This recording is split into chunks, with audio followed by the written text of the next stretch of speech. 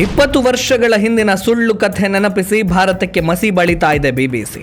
ಚೀನಾದಂತೆ BBC ban ಮಾಡಲು ಭಾರತೀಯರ ಆಗ್ರಹ.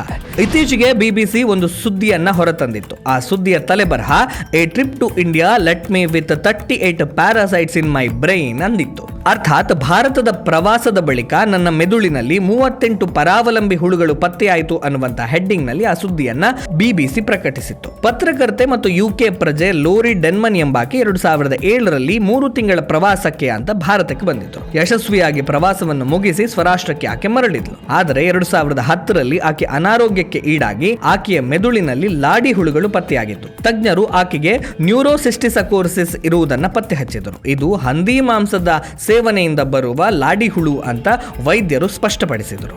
ಆದರೆ ಬಿಬಿಸಿ ಮಾತ್ರ ಭಾರತದ ಕಡೆಗೆ ತನ್ನ ವಕ್ರದೃಷ್ಟಿಯನ್ನ ಬೀರಿ ಭಾರತದ ಪ್ರಭಾವವನ್ನು ಕುಗ್ಗಿಸಲು ಭಾರತದ ಘನತೆಗೆ ಧಕ್ಕೆ ತರೋದಕ್ಕೆ ಸುದ್ದಿಯನ್ನ ಪ್ರಕಟಿಸಿದೆ.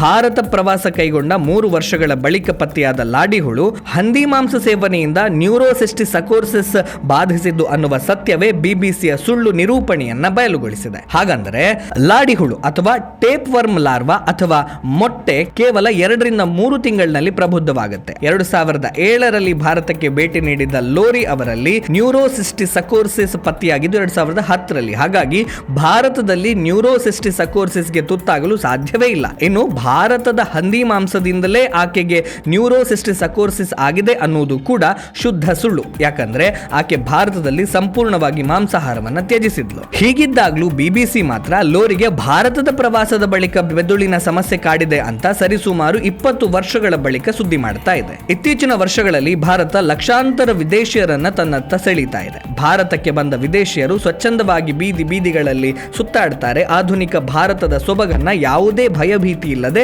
ಜಾಗತಿಕ ಪ್ರೇಕ್ಷಕರಿಗೆ ತೋರಿಸ್ತಾ ಇದ್ದಾರೆ. ಇದನ್ನ ಬಿಬಿಸಿಗೆ ಸಹಿಸಿಕೊಳ್ಳಲಾಗ್ತಾ ಇಲ್ಲ. ಭಾರತವನ್ನ ಅಸುರಕ್ಷಿತ ತಾಣ ಅಂತ ಚಿತ್ರಿಸುವ ಭಾರತ ವಿರೋಧಿಗಳ ಸಂಚು ಇನ್ನು ನಡೆಯದು. ದ್ವೇಷಪೂರಿತ ಶೀರ್ಷಿಕೆಗಳಿಗೆ ಜಗತ್ತು ಬಲಿಯಾಗದು. ಸುಳ್ಳು ಸುದ್ದಿ ಹಬ್ಬಿಸುವ ಬಿಬಿಸಿಯನ್ನ ಚೀನಾ ನಿಷೇಧ ಮಾಡಿದೆ. ಅದರಂತೆ ಭಾರತದಲ್ಲೂ ಬಿಬಿಸಿಯನ್ನ ನಿಷೇಧಿಸಬೇಕು ಅನ್ನುವ ಸದ್ದು ಮೊಳಗ್ತಾ ಇದೆ. ಭಾರತ ಸರ್ಕಾರ ಈ ಬಗ್ಗೆ ಪರಾಮರ್ಶಿಸಬೇಕು.